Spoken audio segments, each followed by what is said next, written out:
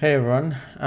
So I just wanted to go through this runecrafting agility sort of method that I personally did, and I think might be useful for certain people that have the right sort of XP levels and the right amount of bonus XP to also employ this method and hopefully find it better than the traditional soul runecrafting with pulse course method.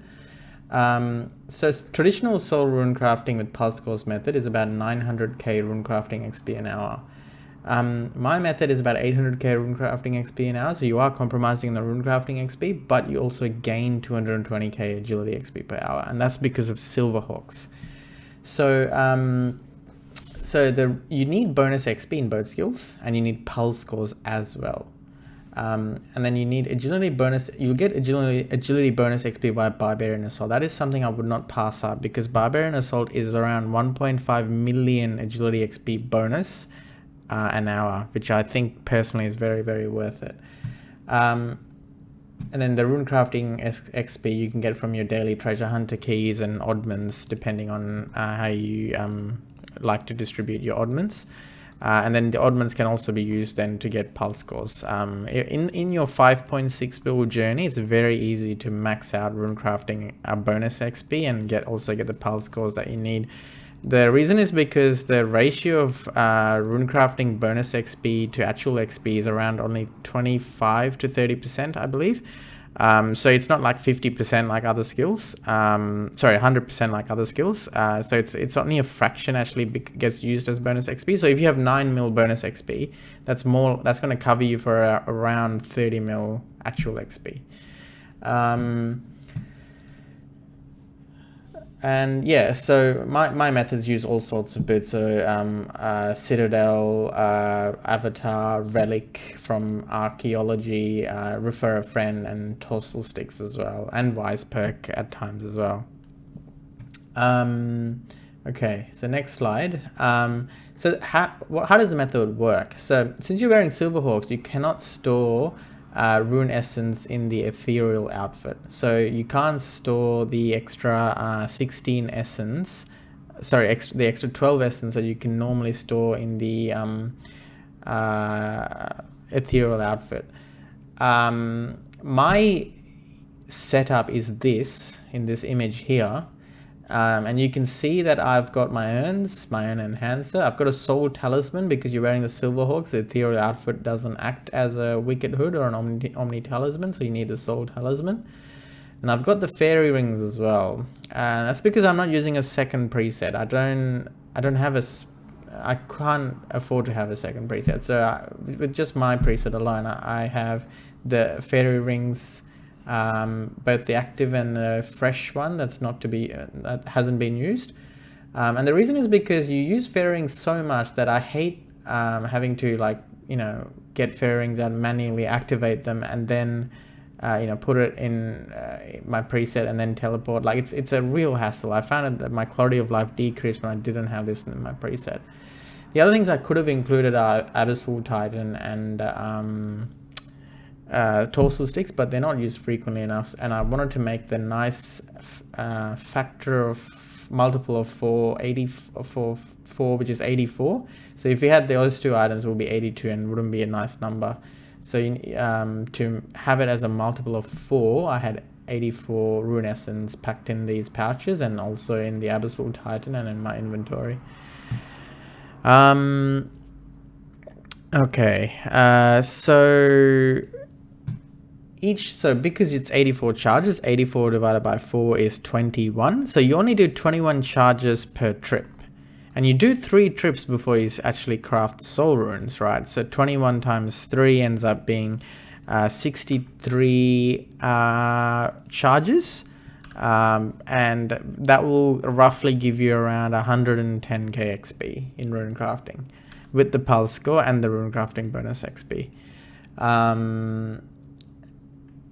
And I'll just demonstrate in this next video how the actual practicality of it and how it's done. Hopefully you find it useful.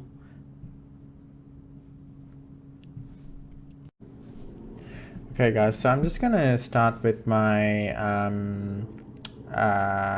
me running to the abyss. So this is obviously my preset without the pure essence. I'm now going to go to Mandrith. That's the purpose of the Slayer Cape.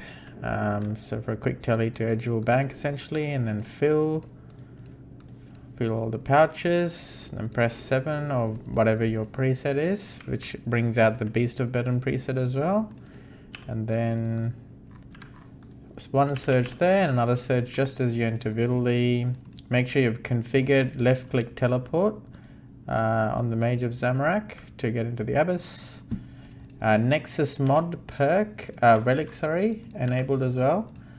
So you teleport here instead of over there in the Abyss. And then you deposit. And before the pulse score runs out, you want to drink your sorcery potion. And before the sorcery runs out, you want to make your runes. 110k XP drop in that instance. So let's now go continue and fill. Take out the preset, use your fairy rings to go to Imperial District. And then go through,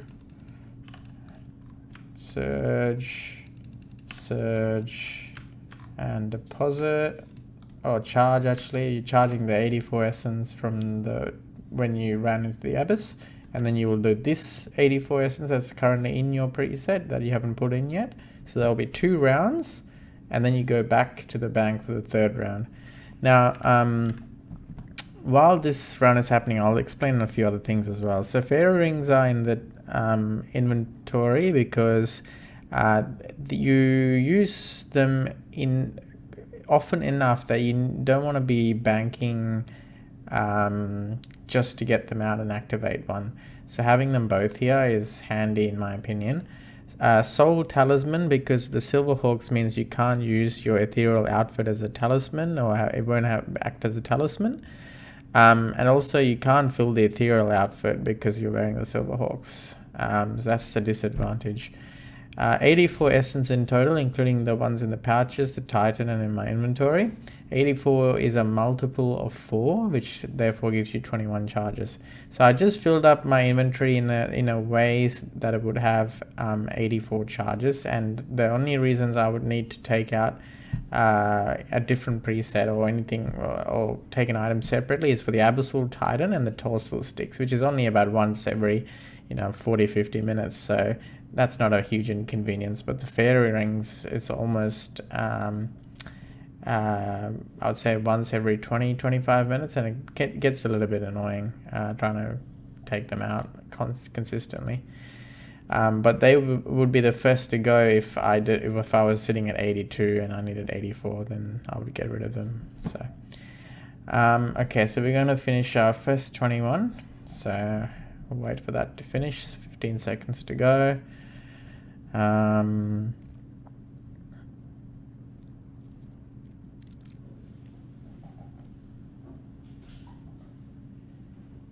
The other important thing is when you deposit the essence from your Abyss run, you shouldn't just start charging those essence, because your pulse score will be used up when you make the runes, and you shouldn't be charging without a pulse score, because that means that the following 2 rounds of 21 charges that you will do if you did that method won't be enough to drain this pulse score to a point that when you come back in and make the runes, your pulse score explodes and gives you the buff, the extra 2%, maintains this timer essentially. So for that reason, it's important to just deposit when you come into the Abyss. Deposit, make the runes, leave, go and get another 84 essence, come back in, make the round, and then do the second round. The second round is what I'm doing right now. And then come back and then go back and bank, come in for the 3rd round, and then use the Abyss, make runes, deposit, and the cycle repeats. Other than that, I don't have any more to add. So yeah, thanks for watching.